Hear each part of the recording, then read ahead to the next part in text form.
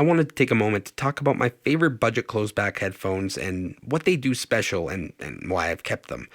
All of these have pad swaps, and I do use a comfort strap for the K371 and SRH440, just because their headbands are a little bit uncomfortable. But let's talk about the sound. The Venture Electronics Supernova. I use the Brainwavz perforated pads on these.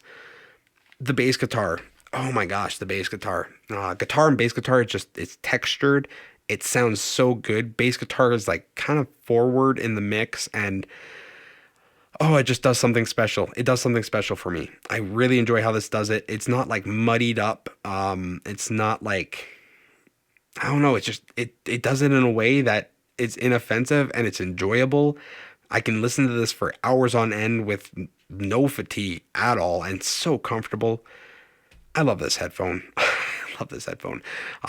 It is a little bit kind of recessed around, I'm going to guess 1K mark when I EQ'd it. That kind of feels like where it was.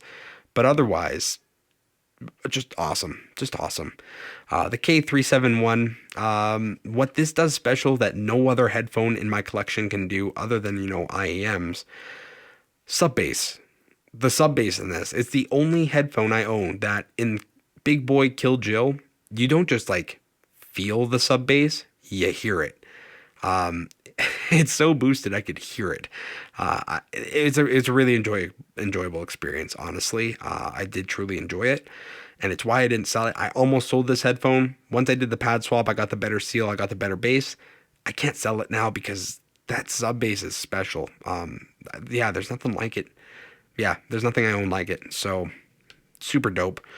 The SRH440. This thing is just such a good all-arounder. When I was listening to Old Dominion's Say You Do, everything was just kind of like, it kind of felt like it was where it was supposed to be in the mix. If I were to only have one of these headphones, I'm probably going to grab it. The reason being is because it's probably the best one for editing videos with. It's probably the best one for, doing tracking with, and listening to music, multimedia. Like, it's probably the best all-arounder.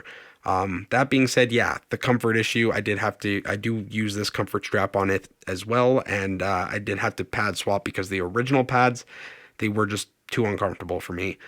The pads I'm using for this are actually the stock pads from the Venture Electronics. They made the Venture Electronics a little bit too boomy for me. These kind of alleviate that, but if I use Brainwave pads on the Shure, it really screws with the tonal balance, so is what it is. Yeah, these are the pads that I'm using.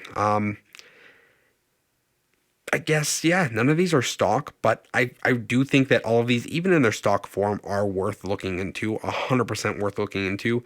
If you're willing to put in the little bit of extra love and care and get the pad swaps and do the comfort upgrades and whatnot, these are they're special. There's nothing I own that can do what these can do, kind of thing, right? So yeah, if you have any comments, leave them down below. If you like the video, like it, subscribe. Until next time.